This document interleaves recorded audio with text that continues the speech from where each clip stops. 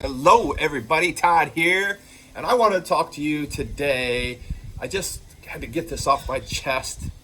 The scary of going bald. The scary of going bald. I gave this talk a while back to PayServe Systems employees, and it was kind of a resolution conflict management message, but I just kind of had it spinning around in my head this morning, and I thought, why don't I just talk about the scary of going bald? I mean, life is full of things that we're scared of, right? Life has this and that, and we talked about how you just don't have control of certain things. Well, the scary of going bald was my story. I mean, I was scared to go bald. I remember being 15 years old, 16 years old, 17 years, and was going through high school. I mean, I loved my hair. But this idea of losing it loomed largely. I mean, some of you are going to watch this video and go, I remember Todd when he had hair. Well, I did. I had beautiful hair. I had the best hair. And if they would have voted for best hair in the class in 1983 in Angola High School, I'm darn damn sure I might have won that. Pytech wouldn't have won that. He won Best Body or something. It was rigged anyways. But come on. The point of the matter is that I had lots of hair, right? I had lots of hair. I mean, I remember sticking it out the window and driving down the road, and it would blow my hair back, right? It'd blow my hair back, and then I'd get back in the car, and I'd look in the mirror, and I'd pull out the hairspray, shh, and then it was just perfect, man. Feathered back. I loved my hair. I loved it so much, but the scary of going bald was always there looming. I'd leave remnants of hair in my football helmet. I'd leave remnants of hair in the sink. Man, it was daunting, the thought that maybe someday in my adulthood I would possibly lose my hair. Hey, I mean, it might happen. It did happen. At some point, I had to realize, I had to face the fact that I was going to go bald. The scary of going bald. Well, conflict resolution is something I wanted to talk about. The idea of it, conflict or problems or things that are in front of us, things that are going on around us that we just can't control. The scary of going bald, the scary of anything is the scary of, or the scurry of this thought that there's things happening we can't control. And so how do we deal with those things? How do we deal with them? I mean, we're all adults. We all know how to deal with them, but everybody deals with things differently. But why don't we just talk about the scary of going bald, right? So I broke up with my hair first. When I realized that I was actually going to go bald, I did the 5 R's. And first of all, I admitted, I recited in the mirror, you have a problem, Todd. I'm looking right at you right now. We have a problem, Todd, and you're losing your hair. You need to say it out loud. Todd, I'm losing my hair. Todd, you're losing your hair. No, it's not going to grow back. You have to face the truth. You have to face the fact that you're losing your hair and it's not going to grow back. You need to recite the problem. You have to recite the issue. You have to admit that there is this issue. Hey, we do have an epidemic. We do have something that's out of our control. Todd, you are losing your hair. So once you recite that and you face that and you stop looking for things that are not true, we can start to deal with the thing that's going to cause you grief or you trouble inside your stomach, in your mind, in your heart, in your soul, in your all those things. We can't really get past the anxiety until we admit that there is a problem. And Todd, you're losing your damn hair.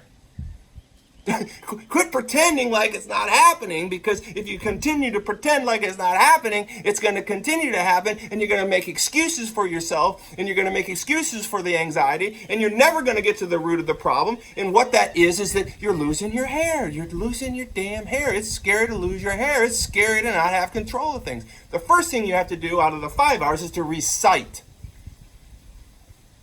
I'm scared. I'm scared of the unknown. I'm scared of losing my hair. I'm scared of what's going on in the world right now. It's okay. you're on their way to feeling better and to dealing with what's going to happen. The second thing we have to do is research. So we've admitted, we've openly said in the mirror, Todd, I'm losing my hair. Now we have to research the problem. Todd, why are you losing your hair? Why are you feeling this way? So we look it up, we Google it, we do the things we got to do. We talk to people that are smarter than us, and we, is it the shampoo? Was I using the wrong shampoo? Was I using too much shampoo? Should I use Duramax? I tried every kind of shampoo there was. Was there a conditioner I could use? I tried every kind of conditioner there was to fill my hair. Matter of fact, I went to Ron Popeil. This guy had a spray, and I sprayed it all over my hair, and it thickened it up, and it was beautiful. Until I sweat in the middle of a hockey game in Fort Wayne, Indiana, watching the Comets play, and my wife's looking at me. She says, Todd, what's going on? I said, I don't know, baby, what's going on? She says, well, you got brown stuff running all down your face, and it was Ron Popeil hair. I mean, you got to research. What can you do? What caused it? What can you remedy? You do the research, because now you've recited it, you've admitted it, and now you've done the research. Yeah, there is truly a virus. Yeah, there is an epidemic. Yeah, there is money coming. Yeah, there are things on the way. Yeah, there's not much we can do. We recited, and now we researched.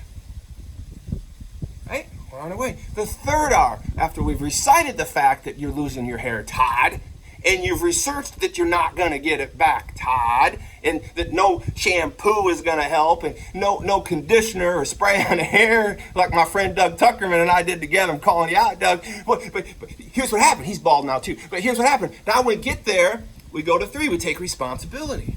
Now it's not my fault I lost my hair. I had nothing to do with it. I did the research. I didn't touch the wrong thing. I kept my social distancing. I didn't do anything wrong. It's genetically. I tried to blame my dad, but he had more hair than me to this day, and he's 79 years old. And who can I blame? I can't blame anybody. I have to take responsibility for the fact that I'm bald. Nothing I ate. Nothing. It just happened to me, and I've got to deal with it. I have to resolve it responsibly. I have to take responsibility. I have to be humble, and I have to take part in the fact that it's me. It's mine. It happened to me. It rests on me.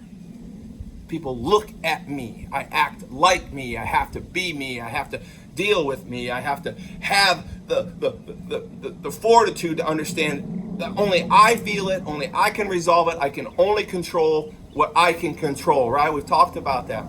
4, we got 1, recite. 2, research. We got 3, take responsibility. And 4, we need to resolve this problem. We have to resolve the fact that I was losing my hair. We have to resolve the fact that there might be a complication with a family member, right? We have to resolve the fact that there might be some animosity over a business deal. We have to resolve the fact that only we can control that there's uncomfortable things going on in our life with other people, other things, or environmental epidemics or pandemics or political beliefs. We have to resolve those things by going to that person or facing that fear after we've recited it and we've researched it and we took responsibility for it. We have to resolve it. We have to say, honey, I'm sorry I was curmudgeon. We have to say, Mr. Boss, I'm sorry that I'm frustrated about not getting paid. Mr. President, I'm frustrated that this isn't resolved. Miss Majority Whip, I'm sorry that I'm upset with you over your thought processes, but this is how I feel, and I have to only own it. I need to resolve it. I need to resolve the fact that I'm losing my hair, and I'm done feeling bad about being bald. I'm done feeling ashamed that I look silly with no hair on the top of my head. I have to resolve the fact that I am who I am. I am going to be who I am always. I'm going to be who God made me. I am going to be that person, and I'm going to own it, and I'm going to resolve it, and I'm going to forgive, and I'm going to move on. Right? That's exactly what this is about. And the last R is release.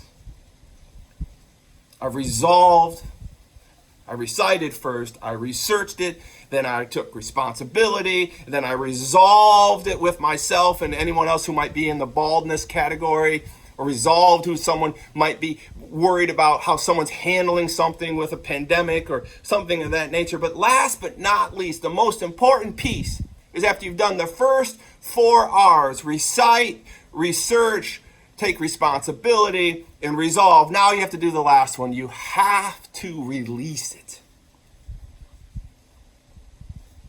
Release the fact that you can't control everything and that you can only control yourself. Release these other people. Release these fears of going bald. Release these fears of being looked at silly, Todd. Release these stares and concerns and the inferiority of being a small person in a big pond. I mean, release this idea that you're not good enough. Release this idea that you're not going to live through this experience. Release this idea of who you are, what you're going to be, and how you're going to be, because you can only be who God made you. And you are the best version of who God made you. You are the world's best at your craft. You deserve success. All that stuff is for you. Release the fact that you're going bald. Let it go. Recite, research, take responsibility, resolve it, and then release it. Hey, let's go out and make something happen today. Timothy 2:4 says so many awesome things. Hebrews 13:5 says, I will never leave you nor forsake you. I will never leave you nor forsake you. For then what can a mere mortal do to me, Todd Saylor? Right? I just grab onto that one whenever I need just a little bit of help. Hebrews 13:5. God said, I will never leave you. I will never forsake you. For then, Todd Saylor, what can man do to you? Thanks, Facebook people. Wired Differently Nation. Love everything that's going on. Have a great day. Look forward to hearing from you.